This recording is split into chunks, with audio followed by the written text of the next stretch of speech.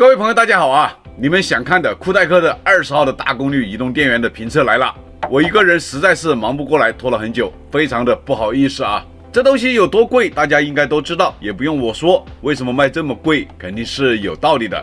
需要这种大功率的移动电源的会毫不犹豫的下手，因为酷泰克的品质一直都是很高的。用不上这种大功率的移动电源的铁子们，你们也可以围观一下。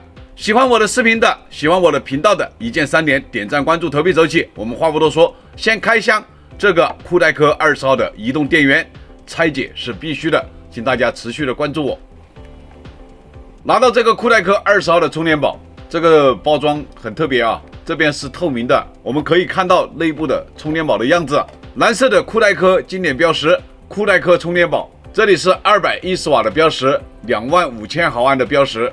然后这一个是商品的图片，下面是规格信息、制造商信息和条码信息。顶部这里是酷泰克的英文标识。我们打开包装，固定充电宝的一个泡棉，充电宝本体，这里还有一个配件盒。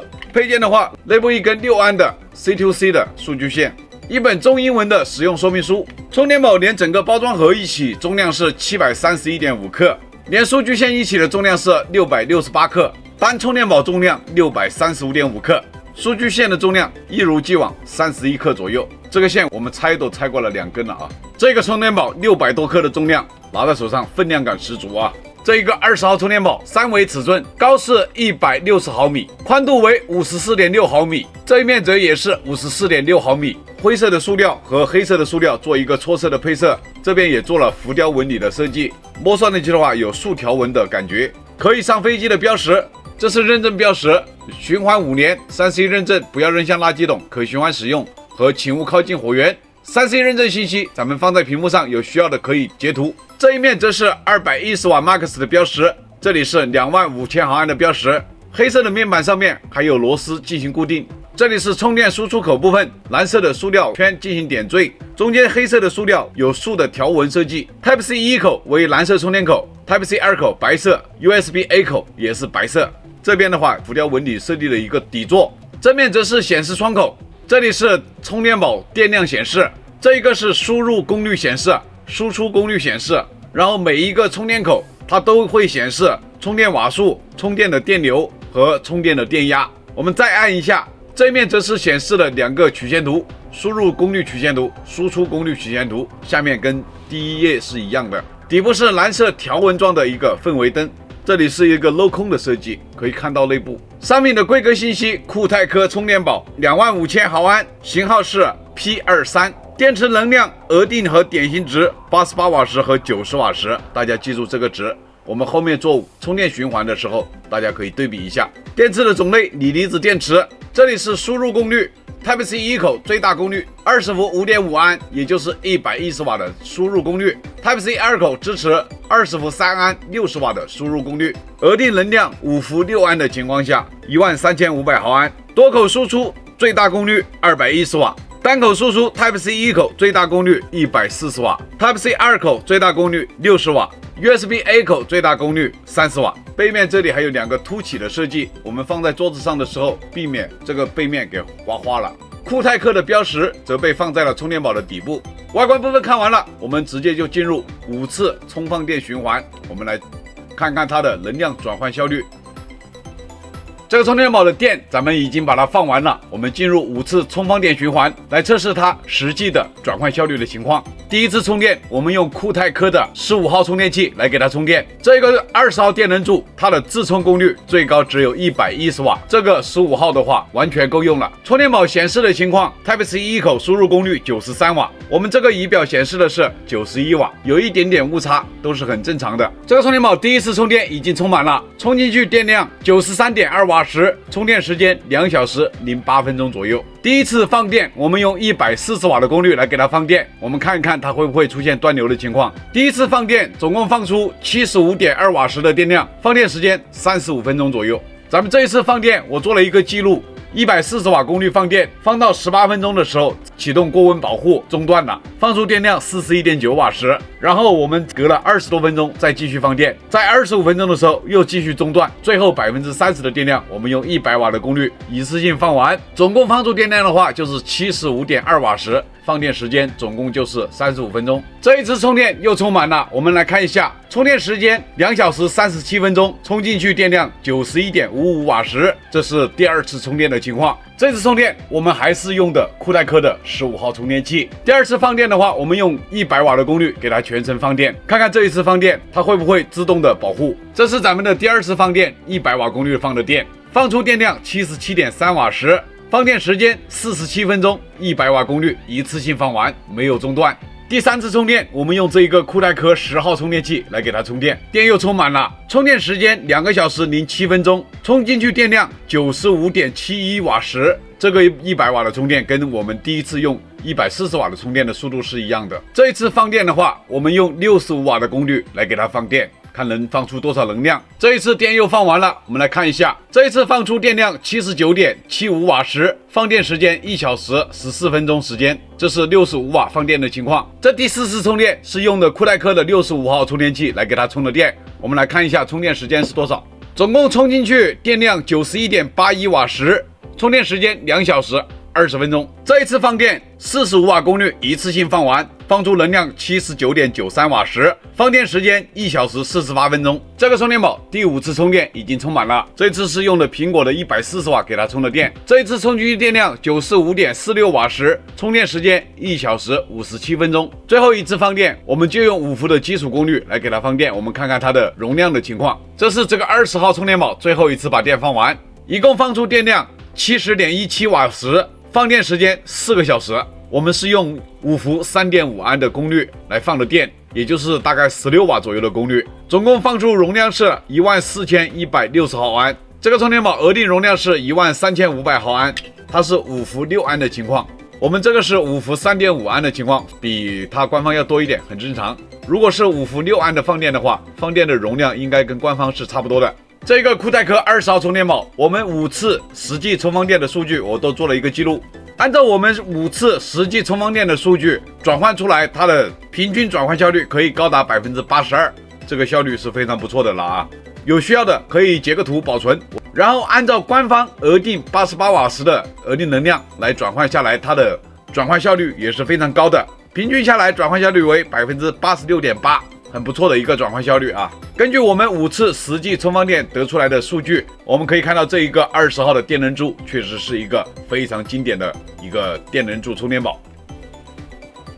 5次充放电效率测试做完，我们进入实际的充电测试。进入实际充电之前，我们来检测一下这3个充电口的快充协议的情况。首先就是这个充电宝 Type-C 一口快充协议支持的情况 ，PD 3.1 140瓦 EPR， 这里还有一个小米的私有协议100瓦。PD 3.1 点进去，固定档位5个，最高20伏5安100瓦。PPS 档位2个，5至11伏的3安，5至20伏的3安。还有这里有一个 PD 3.1 的 EPR 档位28伏5安，也就是140瓦。然后这个 DCP 就是基础功率，这个是 Type-C 2口快充协议支持的情况。PD 3.0 45瓦 ，PPS QC5，然后这个 DCP 就是基础功率。PD 3.0 点进去，固定档位5个，最高档位是20伏2.25安，也就是45瓦。这里有个 PPS 5至11伏的3安，5至20伏的3安。USB-A 口快充协议支持的情况 ，QC 3.0 的5伏、9伏、12伏、3.6至12伏，华为 FCP 的5伏、9伏，最高功率可以到24瓦。三星 AFC 的5伏9伏，最高功率可以到18瓦。然后这个 DCP 就是基础功率。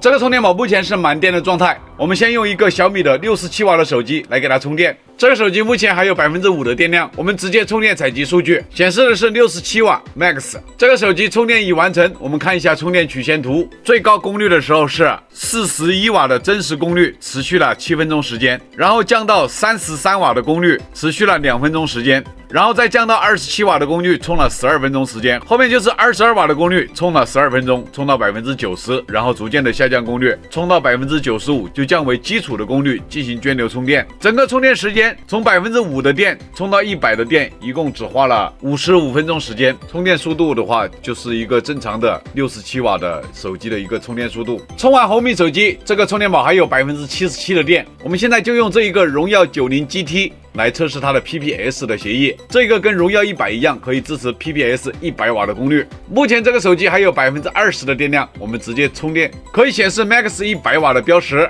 启动极速充电模式。这个荣耀90 GT 电已经充满了，我们看一下充电曲线图。这个 PPS 100瓦的功率，它的真实的峰值功率是74瓦，只持续了28秒钟时间。后面就是64瓦的功率，持续了2分钟，然后降到53瓦的功率，持续了1分钟时间。后面又是2分钟的47瓦功率，在第6分钟的时候，就突然一下子功率就降为0，然后又逐渐的升到最高44瓦的功率，充了大概2分半钟时间。这后面是8分半钟时间的38瓦的功率，一直充到90%，然后逐渐的下降功率，直到充满电。这个手机从20%的电充到100的电，只花了28分钟。这个 PPS 100瓦的功率还是非常快的啊！充完这一部手机还有52%的电量，这个电非常的耐用。这一部手机是红米的 Note 13 Pro 加，它支持120瓦的充电。我们把这个快速充电功能把它开启。目前这个手机的电量是18%，我们直接充电采集数据，显示120瓦的 Max 金标充电标识。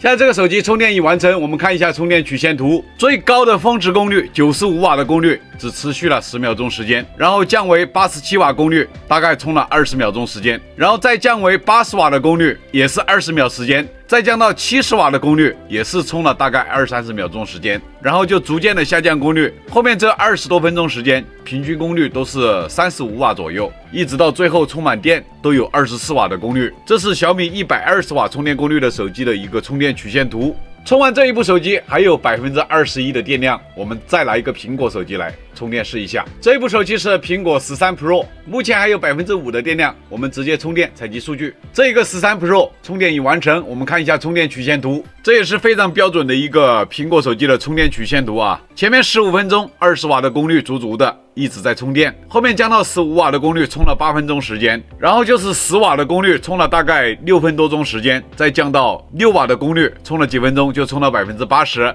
这个手机从几的电充到80%的电，一共花了47分钟时间，很标准的一个苹果手机的充电时间啊。完整的一个充满的时间的话，大家看一下充电曲线图，一共花了2个小时10几分钟，因为这个苹果手机80%以后就是5伏的涓流充电，非常的慢，所以说苹果手机大家充了80%的电就可以停止充电了。充完4部手机，电量还有3%的电量。我们这4部手机电池的总容量为18000多毫安，这个充电宝把4部手机都充满了，应付18000毫安容量的4部手机都没有问题。这个用来充笔记本的话也是没有问题的。按照每次充进去的能量值加起来，再除以它的额定的88瓦时的容量值，也能算出它的转换效率高达81.2%。这是还有3%的电量的情况下，它的转换效率都有这么高，这个充电宝确实是做工很不错啊。这个酷派克20号的电能柱，它属于一个上市比较早的一个产品，所以说它对现在手机的兼容性的话，从我这几天测试的情况来看，给大家讲一下。它对华为的手机，它只有22瓦左右的功率，然后对蓝厂和绿厂，因为它没有 UFCS 融合快充，绿厂的用户的话，选择这一个充电宝就要注意一点，它的功率只有大概17瓦左右的功率。然后蓝厂的最近2年的能支持 PPS 协议的手机，放心的用，功率会很高的。蓝厂的以前的老款手机的话，功率就不是很高。小米家的用户的话就不用说了，因为酷派克属于小米生态链的企业，对小米的支持肯定是100%的，这个不用去怀疑。我们现在要做的测试就是来测试一下这一个充电宝的关键的参数，3个充电口的文波情况我们都测试一下。首先我们测试的是 Type-C 1口的文波，5伏3安15瓦功率的时候，它的文波最高的时候 10.7 毫伏，平均文波在 8.1 毫伏左右。9伏3安27瓦功率，它的文波最高的时候 12.4 毫伏，平均文波在 9.3 毫伏左右。12伏3安36瓦功率，它的文波最高的时候 14.7 毫伏，平均文波 10.8 毫伏左右。15伏3安45瓦功率，它的文波最高的时候 15.4 毫伏，平均文波13毫伏左右。20伏 3.25 安65瓦功率，它的文波最高的时候 31.1 毫伏，平均文波在 26.8 毫伏左右。20伏5安100瓦功率，它的文波最高的时候 21.8 毫伏，平均文波在 17.5 毫伏左右。这是100瓦的高功率，非常的极品。28伏5安，140瓦的最高功率，它的文波最高的时候 47.6 毫伏，平均文波 44.4 毫伏左右，没有超过50毫伏，非常的极品啊，一如既往的酷泰科。我们现在就是来测试它 Type-C Air 口文波输出的情况。这个充电口最高功率只有60瓦，5伏3安15瓦功率的时候，它的文波最高的时候 11.1 毫伏，平均文波 7.6 毫伏左右。9伏3安27瓦功率，它的文波最高的时候 15.0 毫伏，平均文波在 11.4 毫伏左右。12伏3安36瓦功率，它的文波最高的时候 19.5 毫伏，平均文波在 13.8 毫伏左右。15伏3安45瓦功率的时候，它的文波最高的时候 20.7 毫伏，平均文波在17毫伏左右。20伏3安，也就是 Type-C Air 口最高功率，它的文波最高的时候 25.3 毫伏，平均文波 20.9 毫伏左右。这一个充电口的文波表现也是非常的极品啊！我们现在就是来测试这个充电宝 USB-A 口它的文波输出的情况。5伏3安15瓦功率的时候，它的文波最高的时候 11.5 毫伏，平均文波在 9.1 毫伏左右。9伏2安18瓦功率的时候，它的文波最高的时候 18.4 毫伏，平均文波在 16.1 毫伏左右。12伏 1.67 安20瓦功率，它的文波最高的时候 18.4 毫伏，平均文波 16.8 毫伏左右。这个 A 口的文波一样的表现是非常的极品的。这个经典款的酷泰科20号电能柱充电宝不愧是经典款，做的确实是非常的极品。转换效率我们实测可以达到82以上，文波控制在50毫伏以内，这是非常极品的一个文波了。这也难怪酷泰科的粉丝这么多吧。由于是酷泰科的经典款，不具备 UFCS 融合快充，对绿厂设备兼容不怎么好。华为的设备咱们就不说了，华为一直就是22瓦。但是现在绿厂的旗舰 Find X8 也在开放 PPS 协议的快充支持，值得欣慰。20号电能柱经典款的大功率140瓦充电宝确实很不错。我这个视频算是一个迟来的评测视频吧，后续的话咱们也会拆解给大家补上来。谢谢大家一直以来的支持，特别是27位为我充电的老铁粉，还有那些每个视频都给我点赞投币的各位老铁，谢谢大家，谢谢大家观看，我们下一期视频再见。